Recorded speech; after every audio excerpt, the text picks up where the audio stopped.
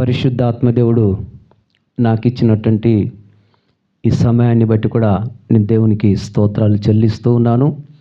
అందరం కూడా ప్రభు వైపు చూద్దాం. మాట్లాడే దేవుడు తండ్రి, నిలబడ్డది నేను కానీ ప్రభు మాట్లాడతాడు. రండి అంశములోనికి వెళ్దాం.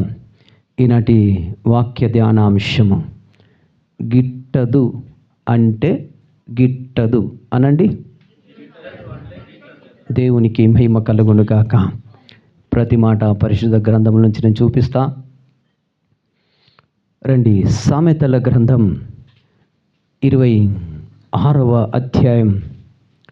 సామెతల గ్రంథం 26వ అధ్యాయం మొదటి వచనం చదువుకుందాం. ఎండాకాలమునకు మంచు గిట్టదు, కోత కాలమునకు వర్షము గిట్టదు, అటువలే బుద్ధిహీనునికి ఘనత గిట్టదు. దేవునికి మహిమ కలుగును గాక. హల్లెలూయా. ప్రార్థన చేసుకుందాం. మహోన్నతుడైన మా తండ్రి, ఆరాధనకు యోగ్యుడైన మా యేసు, వాక్యమయున్న మా తండ్రి, నీ శ్రేష్టమైన నామాన్ని బట్టి స్తుతిస్తూ ప్రార్థిస్తున్నాను. ప్రభువా, నాతో మాట్లాడమని ప్రార్థిస్తున్నాను అయినా, నన్ను మీరు మరుగు చేయమని ప్రార్థిస్తున్నానైనా, మీ స్వరముని వినిపించుమని ప్రార్థిస్తున్నా తండ్రి. స్తోత్రం స్తోత్రం స్తోత్రం స్తోత్రం. మీరే మాట్లాడి మహిమ పొందుతారని నాజరేయుడైన యేసు క్రీస్తు నామమున అడిగి వేడుకొంచు ఈ ప్రార్థన మీకు సమర్పిస్తున్నా నా పరమ తండ్రి. Amen amen. Hallelujah hallelujah. గట్టిగా చప్పట్లు కొట్టి దేవుని ఘనపరచుదామా? అందరం కూడా గట్టిగా చప్పట్లు కొట్టాలా. జ్ఞాని అయినటువంటి సొలొమోను రాజు ద్వారా పరిశుద్ధాత్మ దేవుడు రాయించినటువంటి మాట ఈ సామెతల గ్రంథములో నుంచి 26వ అధ్యాయం మొదటి వచనంలో 3 చోట్ల చెప్తాడు. ఒకటట, ఎండాకాలమునకు మంచు గిట్టదు. అండర్లైన్ చేసుకోండి. గిట్టదు అనే మాట నేను చూపిస్తా, దాన్ని మీరు అండర్లైన్ చేసుకోవాలి. కోతకాలమునకు వర్షము గిట్టదు, బుద్ధిహీనునికి ఘనత గిట్టదు.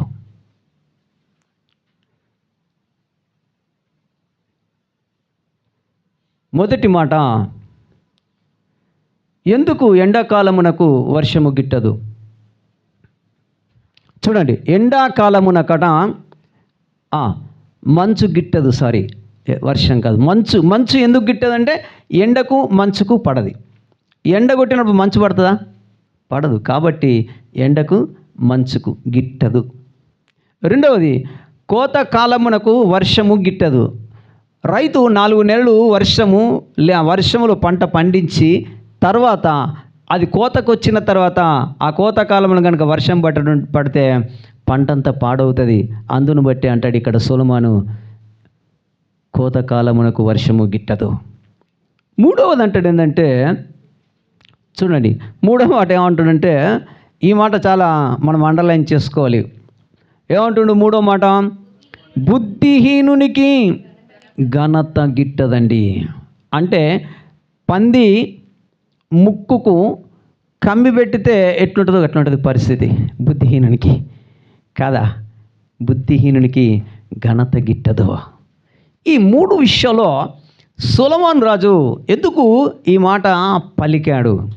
ఈరోజు క్రైస్తవులు అనేవాళ్ళు చాలామంది ఉన్నారు భూమి మీద, కానీ అందులో క్రిస్టియానిటీ అనేవాళ్ళు చాలా తక్కువ కనపడతారు.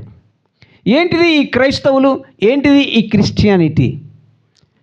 చూడండి, మనము ఏదైనా గవర్నమెంట్లో ఒక ఫామ్ ఫిల్ చేసినప్పుడు రిలీజన్ అంటాడు. అక్కడ రిలీజన్లో హిందువులు అయితే హిందువులు, బౌద్ధులు అయితే బౌద్ధులు, క్రైస్తవులు అయితే క్రైస్తవులు, ముస్లిమ్స్ అయితే ముస్లిమ్స్, ఇంత మట్టుకు మనకు కావాలి.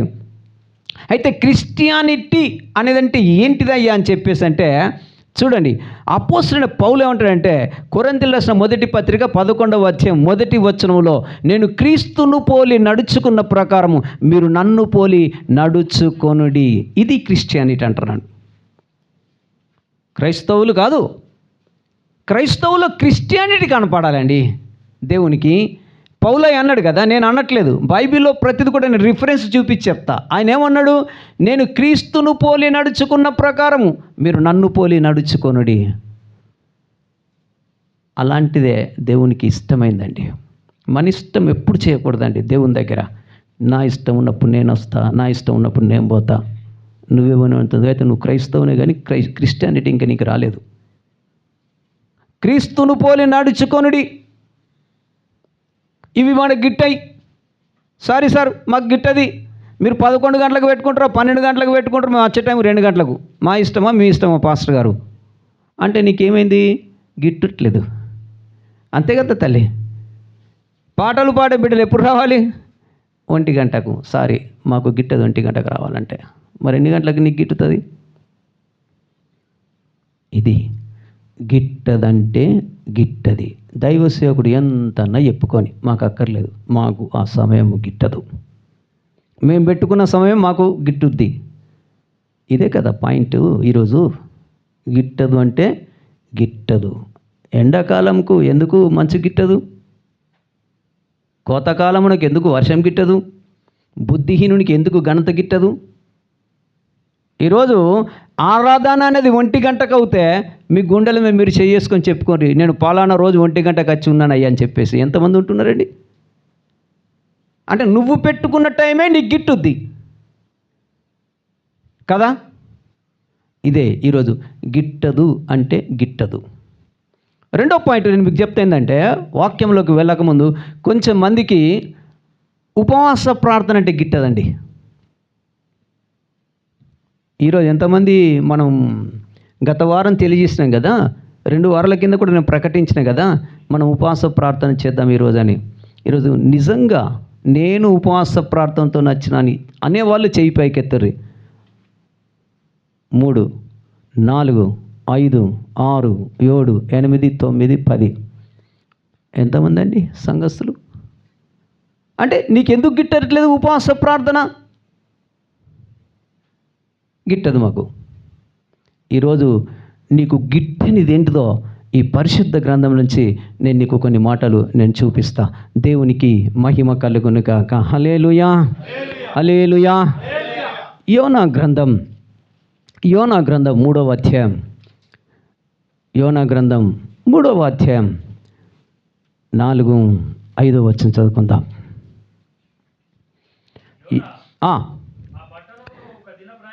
యోనా ఆ పట్టణములో ఒక దిన ప్రయాణమంత దూరము సంచరించుచు ఇక 40 దినములకు నినీవే పట్టణము నాశనమగునని ప్రకటన చేయగా, నినీవే పట్టణపు వారు దేవుని యందు విశ్వాసముంచి, ఇది అండర్లైన్ చేసుకోవాలి, దేవుని యందు విశ్వాసముంచి ఉపవాస దినము చాటించి గనులేమి అల్పులేమి అందరును గోనె పట్ట కట్టుకొనిరి. హల్లెలూయా. నీనీవే పట్టణస్థుల గురించి నా దేవుడు యోనాకు తెలియజేశాడు. ఇక 40 దినములే నీనేవే పట్టణం అంతా కూడా పాపముతో కూడుకొని ఉన్నది. దేవుని యందు భయము లేదు, దేవుని యందు భక్తి లేని జనాంగం 1,25,000 మంది ఆ ప్రాంతంలో ఉన్నారు. యోనా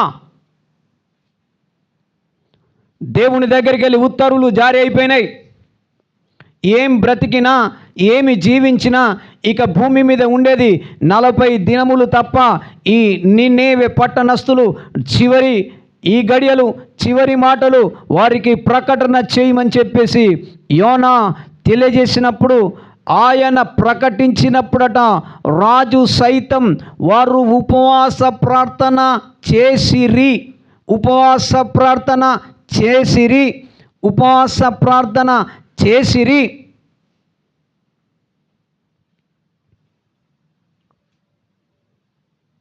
దేవుని బిడ్డ, ఈరోజు చాలామందికి ఉపవాస ప్రార్థన అంటే గిట్టదు.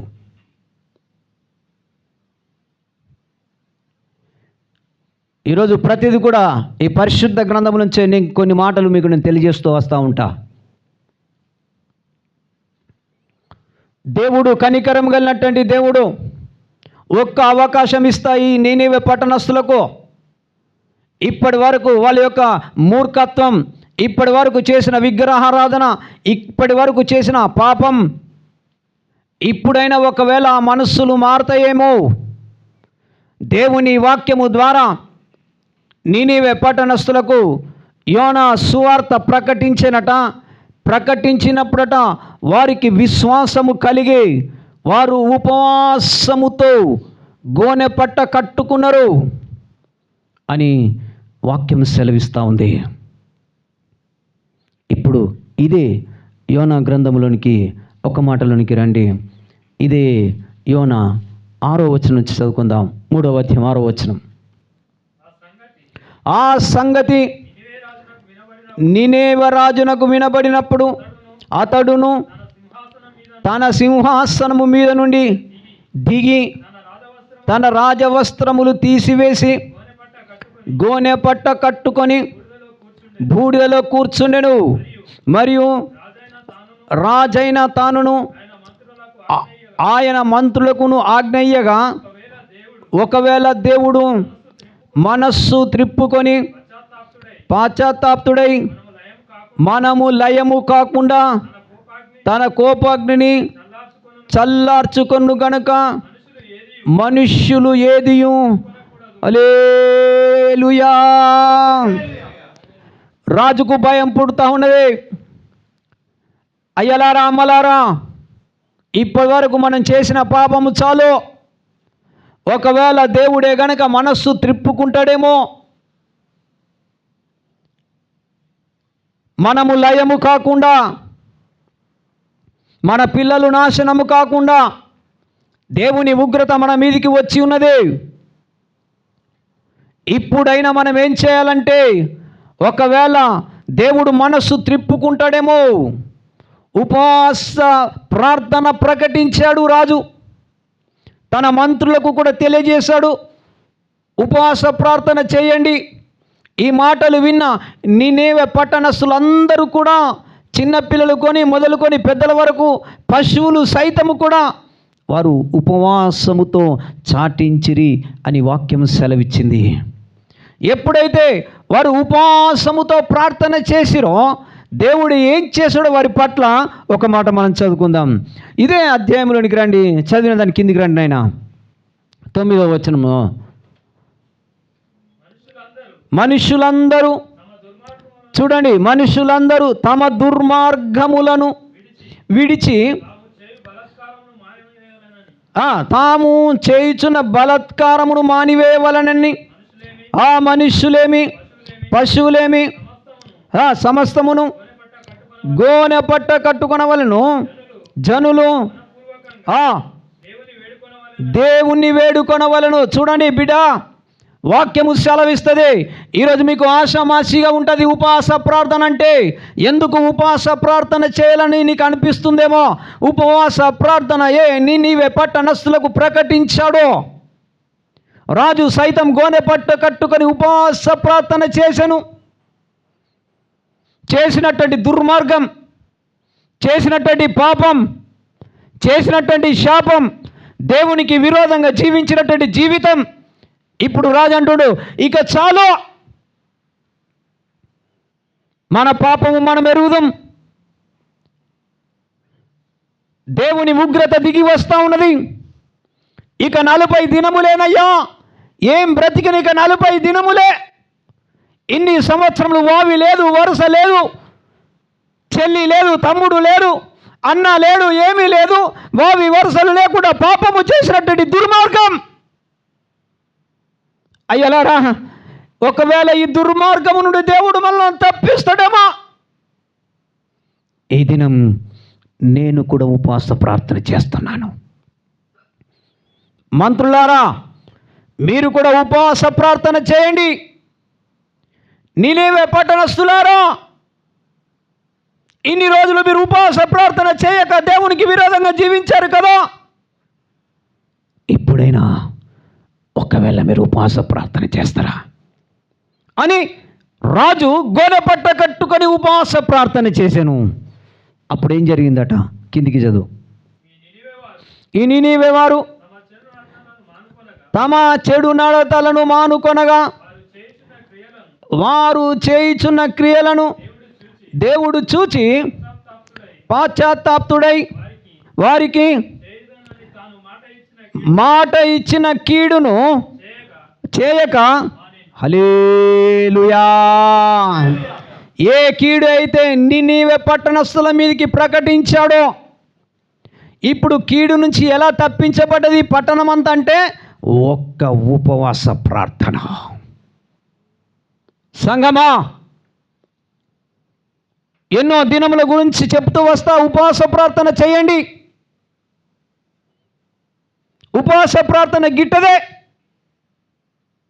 ఎందుకు చేయాలయ్యా ఉపవాస ప్రార్థన? పోయితే పోనీలే అని నినివే పట్టణములో రాజు అనుకోవాలి, పోయితే పోయింది లేని నినివే పట్టణస్తులు అనుకోవాలి, పోయితే పోయింది లేని చిన్నపిల్లలు అనుకోవాలి. ఇదే సంతోషం, ఇదే ఎంజాయ్, ఇంకా తాగుదాం, ఇంకా తిందాం, ఇక 40 రోజులే కదా రాజా, తాగుదాం తిందాం అని ఒకవేళ ఆ పట్టణస్థులందరూ అనుకుంటే అదే వాళ్ళకు చివరి 40 రోజులు బిడ్డ.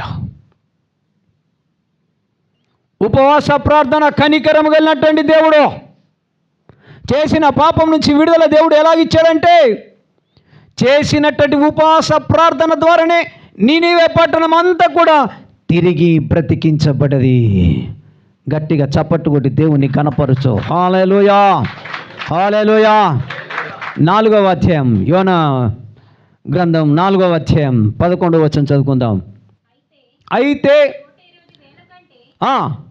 చూడండి, అయితే 120,000 కంటే ఎక్కువై కుడి ఎడమలు ఎరగని జనమును బహు పశువులు గల నినివే మహాపురము విషయములో నేను విచారించబడవద్దా?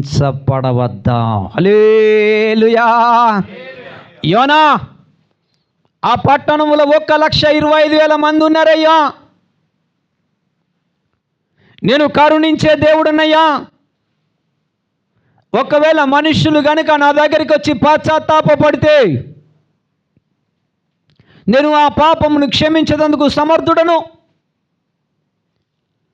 ఇప్పుడు ఒక్క ఉపవాస ప్రార్థన నినివే పట్టణం అంతా కూడా రక్షించబడ్డది. కారణం ఏమిటో తెలుసా? వారంతా కూడా పాపం అనే శాపముతో నింపబడి ఉన్నటువంటి నినివే పట్టణాన్ని దేవుడు కనికరించాడు బిడ్డ. ఈరోజు నీకు గిట్టట్లేదు కదా ఉపవాస ప్రార్థన అంటే? లేరా నీ ఇంటిలో కుటుంబం లేదా? శాపము పాపం అనే తాగుబోతులు లేరా? ఎందుకు వారి కొరకు పశ్చాత్తాపడవు? ఎందుకు వారి కొరకు ఉపవాస ప్రార్థన చేయవు? కనిపిస్తలేదా దేవుని వాక్యం? ఎన్నో సాక్ష్యాలు చెప్పుకుంటావు కదా నిలబడి, నా బిడ్డకి ఇంకా రక్షణ వస్తలేదు, నా కొడుకు ఇంకా తాగుడు మానట్లేదు. ఇక్కడ చదువు యోనా గ్రంథములో 3వ అధ్యాయంలో, మనము లయము కాకుండా దేవుడు మనసు త్రిప్పుకుంటాడేమో, మనం ఉపవాస ప్రార్థన చేద్దాం. నీ జీవం నీ చేతుల్లో ఉన్నది. నీ కుమారుని జీవం నీ చేతుల్లో ఉంది. నీ కుమార్తె జీవం నీ చేతుల్లో ఉంది. కానీ నీకు గిట్టదే. ఎందుకో తెలుసా? నువ్వు తిరిగిపోతూ, నువ్వు తిండిపోతూ, నువ్వు తాగిపోతూ.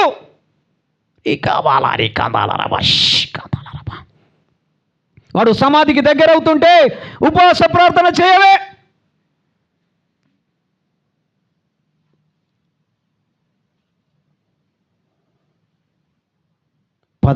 సంవత్సరం నుంచి ఈ రోజుకు కూడా ఒక్కరు వారంలో ఒక్క దినం కాదు, ఒక్కొక్క వారానికి 3 రోజులు చేసుకుంటూ వస్తాను ఉపవాస ప్రార్థన. నాకు తెలుసు ఉపవాస ప్రార్థనలో ఎంత బలం ఉందో, ఎంత శక్తి ఉందో. సంగమా, ఒకవేళ ఈ రోజు వరకు కూడా నీకు ఉపవాస ప్రార్థన గిట్టలేదు అని చెప్పి నీ మనస్సులో ఉంటే, ఈ రోజైనా నీ కుమారుని కొరకు, నీ కుమార్తె కొరకు, నీ భర్త కొరకు, తాగుబోతుల కొరకు, తిండిబోతుల కొరకు, వ్యభిచారుల కొరకు లోకమనే పాపములో తూగుతున్నటువంటి విగ్రహారాధికుల కొరకు చేయి. ఈరోజు నుంచి విగ్రహారాధనకు ఎంతోమంది బలైపోతా ఉన్నారు. ఈరోజు నినివే పట్టణం గురించి దేవుడు విచారించినట్టే నువ్వు నిలబడి ఉంటున్నటువంటి నీ పట్టణం గురించి దేవుడు విచారిస్తాడు బిడ్డ. నువ్వు ఉంటున్నటువంటి నీ గ్రామం గురించి దేవుడు ఆలోచిస్తాడు. చేసినవా వారి కొరకు ఎప్పుడైనా ఉపవాస ప్రార్థన? ఆ శిలువ ధ్యాన కూడికలను పెట్టుకొని 40 రోజులు ఉపవాస ప్రార్థన ఉంటామంటారు. అంతేనా? ఆ 40 దినములతో ముగిసిపోయిందా? లేవా? ఆ 40 దినములు చేయవద్దని నేను అంటలే, మరి మిగతాదేమైంది? కాబట్టి మనకు గిట్టదు ఉపవాస ప్రార్థన. యెషయా గ్రంథం 58వ అధ్యాయం 6వ వచనం చదువుకుందాం. యెషయా గ్రంథం 58వ అధ్యాయం 6వ వచనం చదువుకుందాం. దుర్మార్గులు కట్టిన కట్లను విప్పుటయు, కాడిమాను మేకులు తీయుటకును, బాధింపబడు వారిని విడిపించుటయు, ప్రతి కాడిని విరుగగొట్టుటయు నేను ఏర్పరచుకొనిన ఉపవాసము ఇదే కదా. ఇప్పుడు మనం ఏర్పరచుకుంటాం. ఏం ఏర్పరచుకుంటాం? పార్టీ చేద్దాం రండి. దుర్మార్గులు కట్టిన కట్లను, ఎవడు ఈ దుర్మార్గుడు? అపవాదైనటువంటి సాతానుగాడు చేతబడి చేష్టలు ఎంతోగానో బాధింపబడుతున్నటువంటి భక్తులు మన మధ్యలో ఉన్నారు. ఒకడు తాగుడుకు బానిసై దేవునికే దూరం అవుతూ ఉంటే నీ కుమారుని కొరకు ఉపవాస ప్రార్థన చేయవే? లోకమనే పాపముల తూగుతున్నటువంటి నీ బిడ్డ కాలేదని చెప్పేసి ఎవంతో తిరుగుతూ ఉంటే నీకు తెలియదా? తెలుసు, కానీ నీకు గిట్టది. అందులో నుంచి విడుదల కావాలంటే నీ కుమార్తె కొరకు ఉపవాస ప్రార్థన ప్రకటించు. వారు లయము కాకుండా ఉండాలంటే బైబిల్ సెలవిస్తుంది, వారి కొరకు మీరు ఉపవాస ప్రార్థన చేయండి. ప్రియ దేవుని బిడ్డ, ఈరోజు తాగుడుకు బానిసై మానవుడు సమాధికి దగ్గరైపోయాడు. ఎవరికి శ్రమ, ఎవరికి జగడం, ఎవరికి దుఃఖం, ఎవరికి హేతువులేని గాయములు. ద్రాక్షరసంతో ప్రొద్దు పుచ్చుకున్న వారికే కదా గిన్నెలో ఎర్రగా తలతలలాడును, దాని వైపు చూడకము, అది త్రాగిన తర్వాత కట్ల పాము వలె నిన్ను కాటువేయును. సామెతల గ్రంథం 23వ అధ్యాయం 29లో కనపడతలేదా బిడ్డ? ఈ శ్రమ నీ మీదికి రాకమునిపే ఆ దుర్మార్గుడు కట్టిన కట్ట నుంచి విడిపించబడాలి అంటే నేను ఏర్పరచుకున్న ఉపవాస ప్రార్థన ఇదే కదా. నిజంగా నీ గుండెల మీద చేసుకో. నా కుమారుడు నశించిపోతుండే, నా కుమారుని కొరకు నేను ప్రతిరోజు, ప్రతి నెల, ప్రతి వారము ఇట్లా ఉపవాస ప్రార్థన చేస్తున్నాను ఉన్నదా? ఉండదు. ఎందుకు? నీకు అది గిట్టదు ఉపవాస ప్రార్థన. వాడిని ముంగటేసుకొని వాడిని తిట్టుతూ ఉంటావు, ఈ పిల్లని ముంగటేసుకొని తిడుతూ ఉంటారు. ఏమైంది? దేవుడు ఒక ఆయుధము నీకు ఇచ్చాడు. వాళ్ళకు తిట్టితే మారు మనసు రాదో, వారిని కొట్టితే మారు మనసు రాదో. నినివే పట్టణస్తులందరినీ పట్టుకొని దేవుడు ఏమంటున్నాడు? అయ్యలారా, ఇక 40 దినములే. ఈ విషయం తెలుసుకున్నటువంటి వారందరూ కూడా ఉపవాస ప్రార్థన చేసిరని వాక్యం సెలవిచ్చింది. భయం ఉందా? భక్తి ఉందా? ఉపవాస ప్రార్థన చేయాలని ఒక ఆలోచన ఉందా? బాధింపబడిన వారిని విడిపించాలట బైబిల్ చెప్తుంది. అపవాదైనటువంటి సాతాను బంధకముల చేత బాధింపబడినట్టు మనుషులు లేరా నీ మధ్యలో? నీ కుటుంబంలో లేరా? మరి ఏంటి వాళ్ళ పరిస్థితి? నేను ఒక్కొన్నే ఈరోజు పరలోక రాజ్యం పోతా, నేను ఒక్కదాన్నే పరలోక రాజ్యం వెళ్తా. ఆలోచించినవా నీ భార్య గురించి, నీ భర్త గురించి, నీ పిల్లల గురించి? ఇప్పటికి కూడా నేను ఒక మాట చెప్పనా, రక్షణ పొందినము అని చెప్పి మేము రేపు రాజ్యంకు ఎత్తబడతామని చెప్పి చాలామంది లోకములో కలిసిపోయిన వాళ్ళు చాలామంది ఉన్నారు.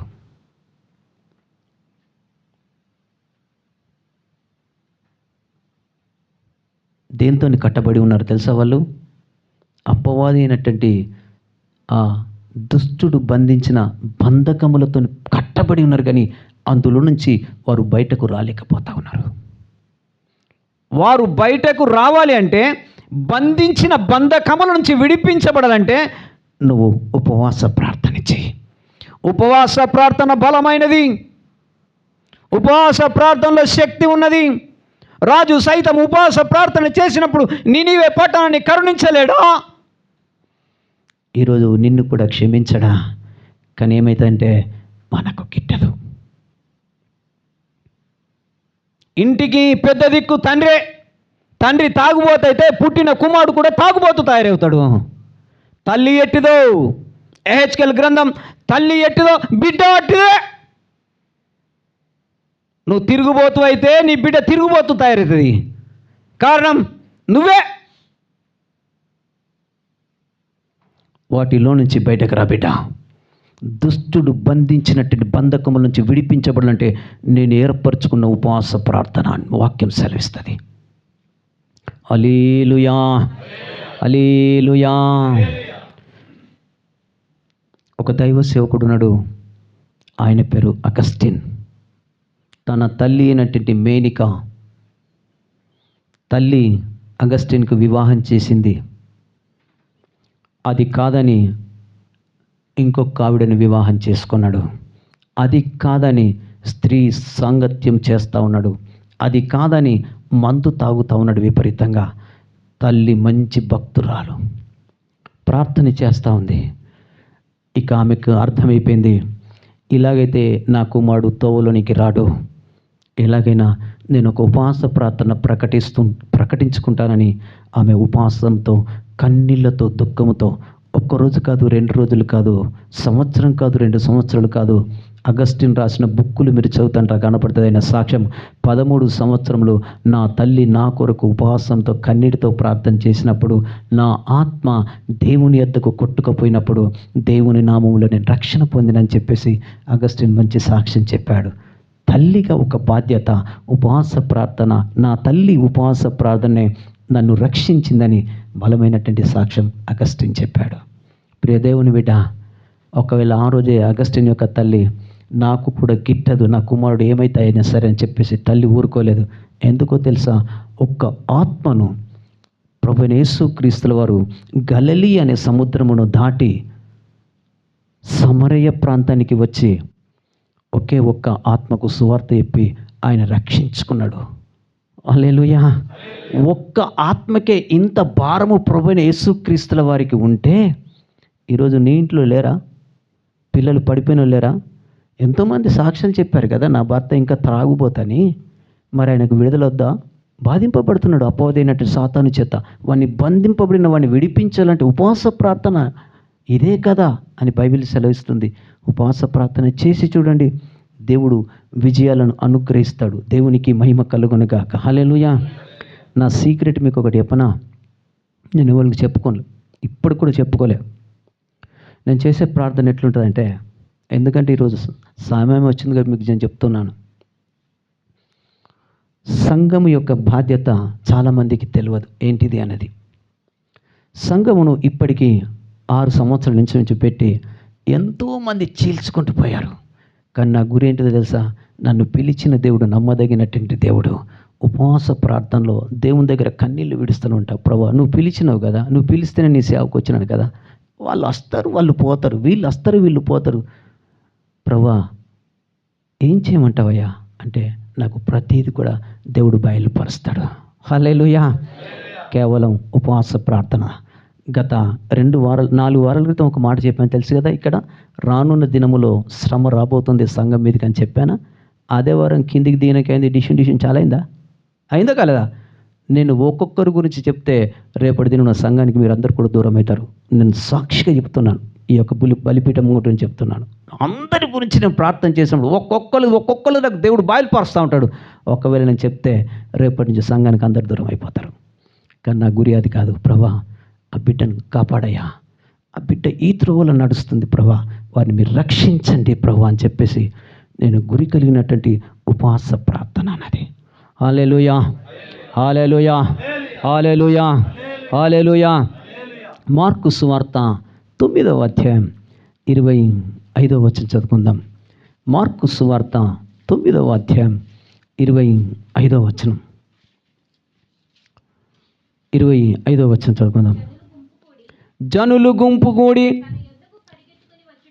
పరిగెత్తుకొని వచ్చుట యేసు చూచి, మూగవైన చెవిటి దయ్యమా, వానిని వదిలిపోము, వానిలో ప్రవేశింపవద్దని నీకు ఆజ్ఞాపించుచునని చెప్పి ఆ అపవిత్ర ఆత్మను గద్దించెను. అప్పుడు అది కేక వేసి వానిని ఎంతగానో విలవిలలాడించి వదిలిపోయాను. ఇప్పుడు 22వ వచనం చదవమ్మా. ఆయన ఇంటిలోనికి వెళ్ళిన తర్వాత ఆయన శిష్యులు, మేమెందుకు ఈ దయ్యమును వెళ్ళగొట్టలేకపోతేమని ఏకాంతమున ఆయనను అడిగిరి. అయ్యా, నీవు ప్రార్థన చేస్తే దయ్యాలు పోతున్నాయ్యా, మరి మేం ప్రార్థన చేస్తే ఈ దయ్యాలు ఎందుకు వెళ్ళట్లేదయ్యా అంటే యేసు ప్రభువులు ఒక మాట చెప్తాడు. పుట్నోట్లో ఒకటి ఉంటుంది, ఇక్కడ ఒకటి అనే మాట కాడ చూడండి. అక్కడ ఏమంటారంటే 1:2 వచనం 2 మాట చూడు. అనేక ప్రాచీన ప్రతులలో ఉపవాసము వలననే ఉపవాస ప్రార్థన బలమైనది బిడ్డ.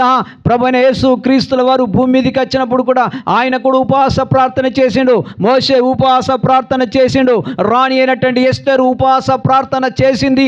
ఎజ్రా ఉపవాస ప్రార్థన చేసిండు. నెహెమ్యా ఉపవాస ప్రార్థన చేసిండు. దానియేలు ఉపవాస ప్రార్థన చేసిండు. నీకేమైంది మరి? నాకు గిట్టదో. వారందరూ జయించుకుంటూ వచ్చినండి ఉపవాస ప్రార్థన ధరని, గొప్ప గొప్ప అద్భుతాలు చూశారు వాళ్ళు. మరి మనకు ఉపవాస ప్రార్థన అంటే గిట్టదు. 3 వారాల ముందు చెప్పినాను కదా సంఘానికి, ఒక ఉపవాస ప్రార్థన చేయండి అంటే ఎందుకు చేయలేకపోతున్నారు? ఉపవాస ప్రార్థన లేవా మీకు సమస్యలు? చాలా ఉన్నాయి సమస్యలు. విడుదల కావాలి. ప్రభుని అడగండి, ప్రభా నాకున్నటువంటి సమస్య నీకు తెలుసు ప్రభా, దీనిలోంచి నాకు విడుదల కావాలయ్యా. ఈ రోజు నుంచి నేను కూడా ఉపవాస ప్రార్థన చేస్తానయ్యా. నా కుమారుడు నా మాట వింటలేడయ్యా, నా భార్య నా మాట వింటలేదయ్యా. ఇక నుంచి నా భార్యను కానీ నా భర్తను కానీ నా పిల్లల్ని నేను అననయ్యా. నేను అనవలసింది ఒకటే, నీ దగ్గర వచ్చి నీ పాదాలు పట్టుకొని అయ్యా నేను కూడా ఉపవాస ప్రార్థన చేస్తానయ్యా. ఇన్ని రోజులు నా భర్తను నేను వేసుకున్నాను, నా భార్యను నేను వేసుకున్నాను, ఇన్ని రోజులు నాకు వాళ్ళంటే గిట్టలేదు. ఈరోజు ప్రభు దగ్గరికి ఒక మాటతో రా ప్రభా, నేను కూడా ఉపవాస ప్రార్థన చేస్తాను ప్రభా. అయ్యా కుటుంబం అంతా హేళనైపోతుందయ్యా, బంధువులు హేళనైపోతున్నామయ్యా, మా గ్రామంలో మేము అంటేనే వెలివేస్తున్నారయ్యా. కారణం ఏమిటో తెలుసా? నా భర్త తాగుడుతోనేనయ్యా, నా భార్య విచ్చలవిడే తిరుగుడుతోనేనయ్యా. ఇలాంటి బంధకములతో బంధించబడినటువంటి కుటుంబాలు లేవా? ఉన్నాయి బిడ్డ. దాని నుంచి విడుదల ఒకటే, ఉపవాస ప్రార్థన. ఒక దయ్యం పోవాలంటే ఉపవాస ప్రార్థనే. దేవునికి భయపడేది అపవాదైనటువంటి సాతాను. మీరు ఇంటికైనా ఒక మాట చదవండి. మార్కు సువార్త 5వ అధ్యాయం మీరు చదివినట్టుంటే, అపవిత్రాత్మ పట్టినటువంటి ఒకడు రాత్రి వేళలా సమాధుల్లో ఉండి రాళ్లతో వాడు చావగొట్టుకుంటున్నటువంటి వాడిని ప్రభువైన యేసు క్రీస్తుల వారు చూచి, అపవిత్రాత్మ వాడిని విడిచిపెట్టిపో అదంటది. అపవిత్రాత్మ విడిచిపెట్టిపోతగానే మమ్మల్ని ఇక్కడి నుంచి త్రోసివేయద్దని అవి మిక్కిలి బ్రతిమిలాడుకుంటున్నాయి. దయ్యాలు యేసయ్యను బ్రతిమిలాడుకుంటున్నాయి బిడ్డ. మరి ఈరోజు నువ్వెవరిని బ్రతిమిలాడుతున్నావు? దయ్యంకు తెలుసు ఆయన ఎవరో తెలుసు. ఆయన రాజ్యముతో వచ్చినప్పుడు మమ్మల్ని నరకములో పడేస్తాడు అని వాటికి భయం. ఆ భయంతో ఏముంటుందంటే, ఆ దయ్యాలు కూడా ఏముంటుందంటే, నా పేరు సేన, కానీ మమ్మల్ని ఇక్కడి నుంచి తోలివేయద్దు. అవి బతిమిలాడుకుంటున్నాయి అంటాడు బైబిల్లో. మరి మనం ఎందుకు బతిమిలాడుకుంటలేదు దేవుణ్ణి? దయ్యాలే భయపడుతున్నాయి యేసయ్యకు, మరి మీకెందుకు భయం లేదు? కానీ మాకు గిట్టదు. కారణం ఏంటో తెలుసా? అన్నీ ఉన్నాయి. ఎవరి కోసం ఏడవాలి మేము? ఎవరి కోసం మేము ఉపవాస ప్రార్థన చేయాలి?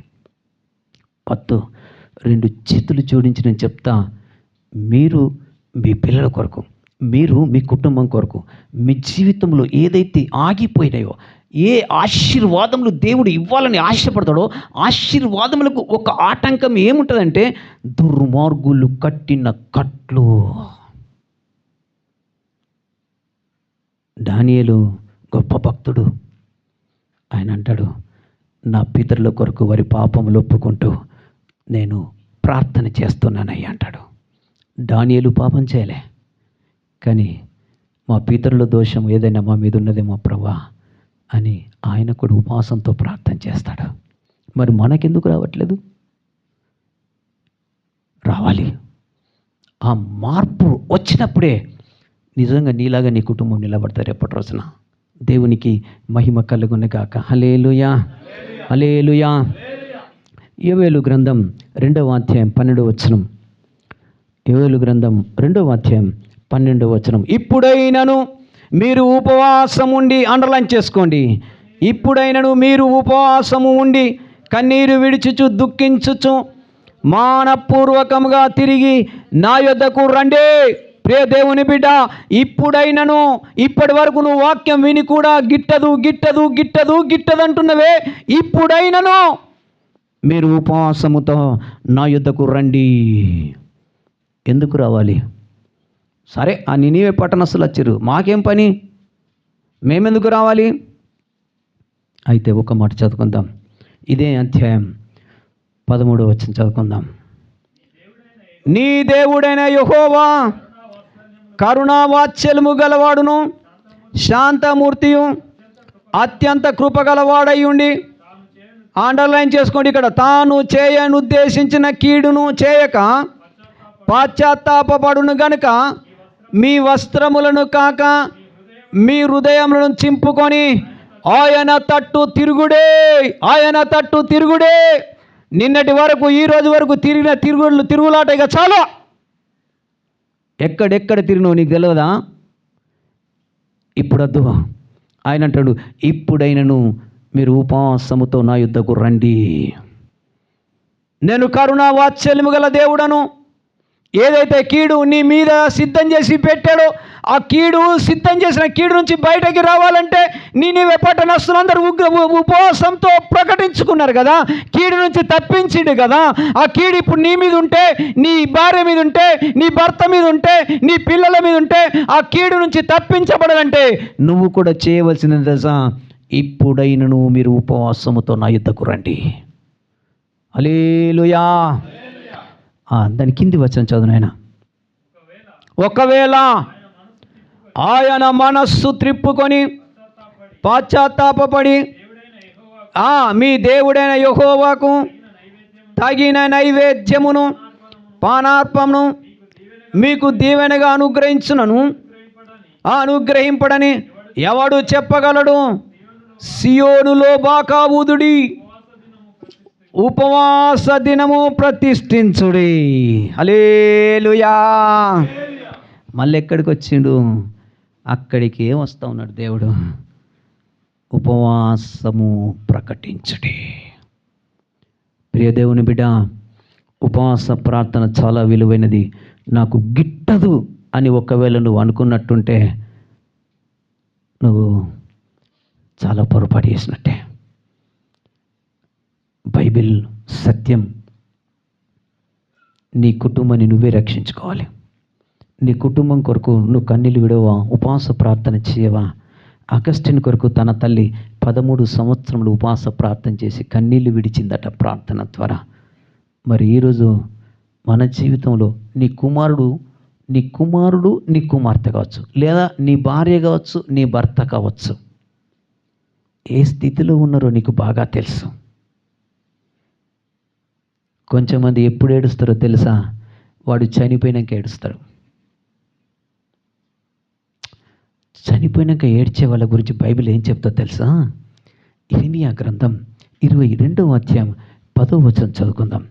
ఇర్మియా గ్రంథం 22వ అధ్యాయం 10వ వచనం చదువుకుందాం.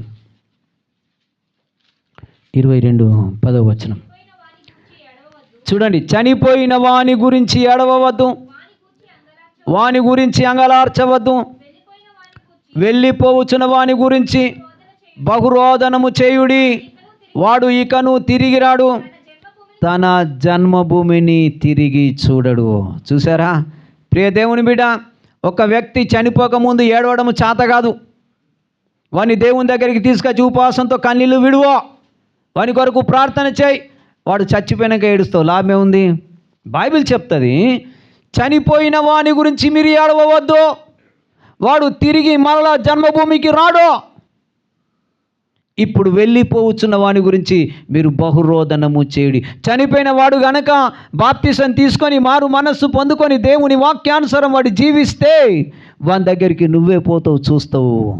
ఒకవేళ వాడు గనక లోకములో జీవించి చచ్చిపోయినట్టుంటే వాడు మరలా తిరిగి జన్మభూమికి రాడని వాక్యం సెలవిచ్చింది. వెళ్ళిపోవచ్చున్నవాడు ఈరోజు ఇంట్లో సిద్ధంగా ఉన్నాడు చావడానికి, మరణ పంచుల్లో ఉన్నాడు. మరణము తప్పించడం ప్రభువైన యెహోవా వశం. కన్నీళ్లు విడువు, ఉపవాస ప్రార్థన చేయి. ఆ రోజు ఏడిస్తే లాభం లేదు. వాడు ఈ చావక ముందే వాని గురించి ఉపవాస ప్రార్థనతో ఏడువు. కన్ని గిట్టదు, పోని గంగలో పోని, వానికి నాకేం సంబంధం? సంగమా, ఆ రోజు ఏడిస్తే లాభం లేదు, కానీ వాడు చావక ముందే వాని కొరకు నువ్వు దుఃఖముతో ఉపవాసంతో ప్రార్థన చేయి. ప్రభువా, నినివే పట్టణస్థుల మరణం తప్పించిన దేవుడు, నీ కుటుంబం మీద లేదా నీ మీద పొంచి ఉన్నటువంటి మరణం తప్పించే దేవుడు ఆయన ఆ రోజు ఈరోజు ఒకటే రీతిగా ఉండడని వాక్యం సెలవిచ్చింది. చివరిగా ఒక మాట చెప్పి నేను ముగిస్తాను. రండి, యోవేలు గ్రంథం, ఎజ్రా గ్రంథం 8వ అధ్యాయం, ఎజ్రా గ్రంథం 8వ అధ్యాయం చివరిగా ఈ మాట చెప్పి నేను ప్రార్థన చేస్తా. 8వ అధ్యాయం, ఎజ్రా గ్రంథం 8వ అధ్యాయం 23వ వచనం చదువుకుందాం. మేము ఉపవాసముండి, అండర్లైన్ చేసుకోండి, మేము ఉపవాసముండి ఆ సంగతిని బట్టి మా దేవుణ్ణి బతిమాలు కొనగా ఆయన మా మనవిని అంగీకరించెను. హల్లెలూయా! గట్టిగా చప్పట్లు కొట్టు, దేవుని గణపరచు. యెరూషలేము అనే మందిరానికి వెళుతూ ఉన్నారు, సామగ్రితో వెళుతూ ఉన్నారు. మార్గ మధ్యములో దొంగలు పొంచి ఉన్నారు. అహావా అనే నది ఉన్నది అక్కడ. ఆ నది ఒడ్డున దొంగలు ఉన్నారట. మా సామాగ్రికి శుభ ప్రయాణము కావాలని, అయ్యా ఈరోజు మేము ఉపవాస ప్రార్థన చేస్తున్నామయ్యా అని ఎజ్రా ఉపవాసముతో ప్రార్థన చేసినప్పుడట ఆయన వారి మనవి వినేను. ఏ సంగతిని బట్టి? ఆ సంగతిని బట్టి. ఈరోజు నీ జీవితంలో సంగతులు లేవా? కుటుంబ సంగతి లేదా? నీ కుమార్తె సంగతి లేదా? నీ భర్త సంగతి లేదా? నీ కుమారుని గురించి బల మొత్తుకుంటూ 10 మందికి చెప్తున్నవే ప్రార్థన చేయని, కుమారుడు తాగుబోతని, ఆ సంగతిని బట్టి దేవుని సన్నిధిలో ఉపవాస ప్రార్థన ఎందుకు చాటించావు? చెయ్యి, ఉపవాస ప్రార్థన చెయ్యి. ఆ సంగతిని బట్టి ఉపవాస ప్రార్థన చెయ్యి. పిల్లలు నశించిపోతూ ఉంటే వారిని విడిపించే శక్తి నీ దగ్గర లేదా? ఆ ఆయుధం నీకే ఇచ్చాడు కదా, ఉపవాస ప్రార్థన చెయ్యి. ఇంతమంది భక్తులు ఉపవాస ప్రార్థన చేస్తే నీకు గిట్టదే? గిట్టదంటే గిట్టదు బిడ్డ. ఈరోజు కనుక ఒక ఉపవాస ప్రార్థన నిన్ను గిట్టకపోతే ఆ రోజు ఏడ్చే రోజు ఒకసారి వస్తుంది. ప్రభువా, ఇంత చెప్పినా నేను వినకపోతేనయ్యా. ప్రియ దేవుని బిడ్డ, ఒక సంఘటన నేను చెప్పాను. 12 రోజులు దగ్గర జరగబోతున్న సంఘటన చెప్పాను. కుమార్తె గురించి చెప్పిన తర్వాత ఎంత ప్రమాదవశాత్తు యాక్సిడెంట్ జరిగిందో మీకు తెలుసు. ప్రసన్న విషయంలో ముందే నేను తెలియజేశాను ఏం జరిగింది పాపం బిడ్డకు.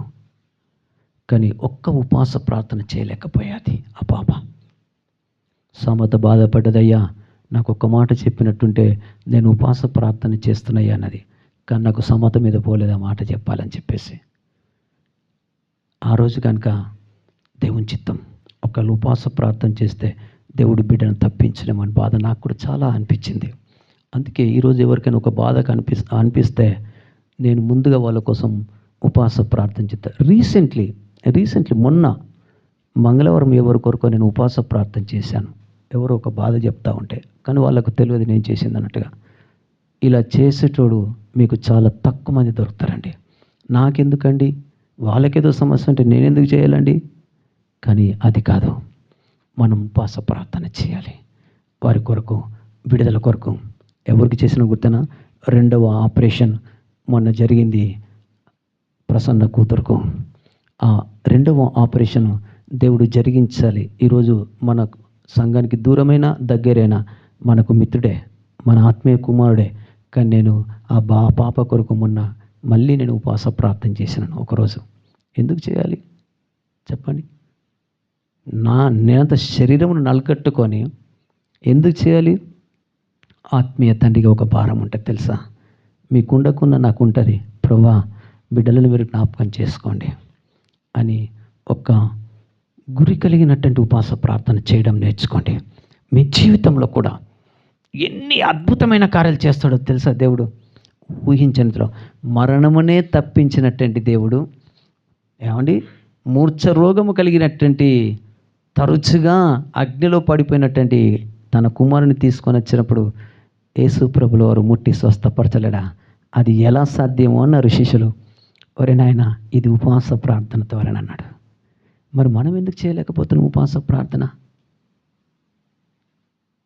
తిండిబోతులకు పరలోక రాజ్యం లేదు. ఇది మీరు జ్ఞాపకం చేసుకోండి. ఒక మాట, కానాను ప్రాంతంలో ఇజ్రాయేలు ప్రజలు వెళుతున్నప్పుడు వాళ్ళు పూరేళ్లను బట్టి దేవుని మేఘము దిగి వస్తే కూడా వాళ్ళు ఆరాధనకు సిద్ధపడ్డారు. వాళ్ళని బట్టి ఏమన్నాడు మోషే, ఈ మాంసాపేక్షకులను నేను ఎక్కడికి నడిపించను, కనానుకు నడిపించనని చెప్పేసి మార్గ మధ్యంలోనే వారిని అరణ్యంలో ఆకుల వలె వాళ్ళు రాలిపోయి. తిండిపోతులు పరలోక రాజ్యం చేరరండి. ఉపవాస ప్రార్థన నలుగురు శరీరంలో ఒకరోజు తినకపోతే ఏం పోతుంది? మన ప్రాణం కంటే ఎక్కనా, మన పిల్లల కంటే ఎక్కనా, మా ఆత్మీయ కుటుంబం కంటే ఎక్కనా, మన బిడ్డల కంటే ఎక్కువనా? ఈ నినీవే పట్టణం ఎలాగైతే బ్రతికించబడ్డది బిడ్డ, ఈరోజు మన జీవితాలు బ్రతికించబడాలి, మన కుటుంబాలు బ్రతికించబడాలి. కారణం ఒకటే, ఉపవాస ప్రార్థన. లేచి నిలబడదామా? ఒక ప్రార్థన చేసుకుందాం. కొద్ది మాటలు దేవుడు దీవించి ఆశీర్వదించునుగాక. ఆమేన్.